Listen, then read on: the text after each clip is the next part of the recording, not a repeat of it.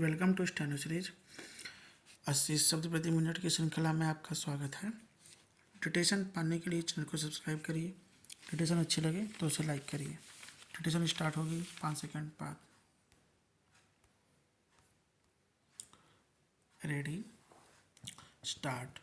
दिल्ली, बिहार, उत्तर प्रदेश सहित देश के 19 राज्य अभी बारिश तूफान की चपेट में हैं। साल 2026 के अल नीनो वर्ष होने की आशंका पहले ही जताई जा चुकी है। इसका अर्थ है कि दिन और रातें अपेक्षाकृत अधिक गर्म होंगी।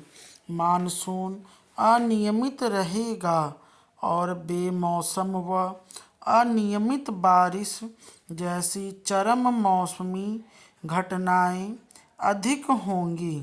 जाहिर है, यह उस प्राकृतिक संसाधन के लिए कठिन साल साबित हो सकता है जिसके बिना जीवन की कल्पना संभव नहीं है। मैं यहाँ पर जल की बात कर रही हूँ, जो जलवायु परिवर्तन और अन्य वजहों से बुरी तरह प्रभावित हो रहा है। इसकी उपलब्धता लगातार कम होती जा रही है और गुणवत्ता भी बिगड़ रही है।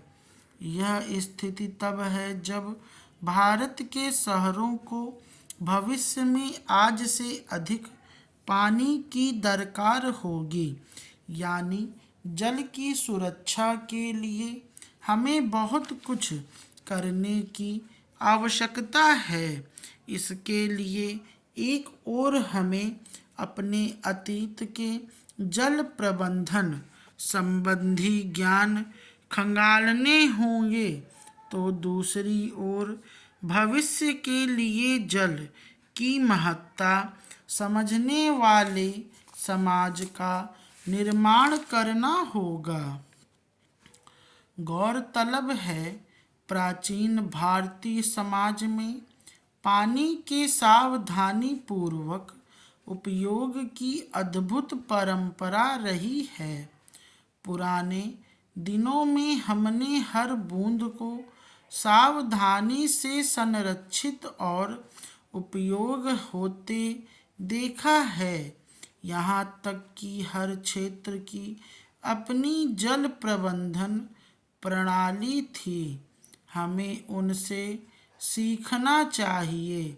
हमारा यही मूल मंत्र होना चाहिए कि जहाँ पानी गिरे वहीं पर उसको रोके।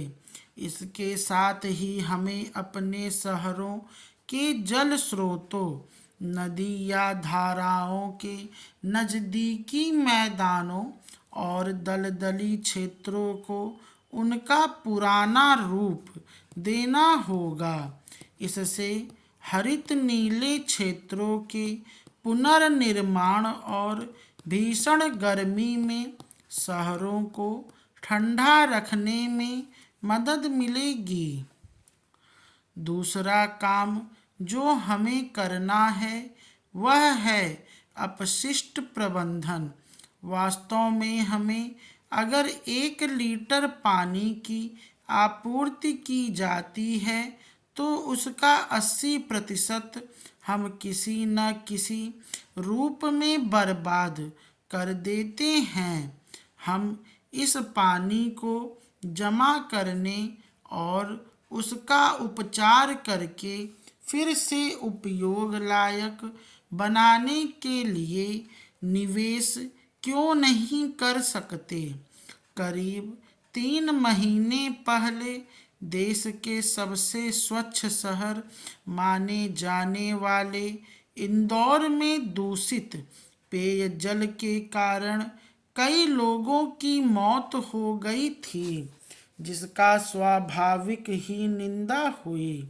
हालांकि हमें यह समझना होगा कि यह मामला इंदौर या जल आपूर्ति से जुड़ा नहीं था, बल्कि इसका कारक वह अपशिष्ट जल यानी मलमूत्र था जिसे हम हर दिन बहा देते हैं और भूल जाते हैं।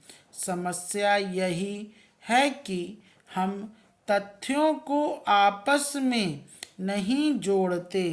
हर एक नगर प्रशासन या सरकारें जल आपूर्ति पर तो ध्यान देती हैं, लेकिन अपशिष्ट जल के प्रबंधन को नज़रअंदाज कर देती हैं। स्टॉप।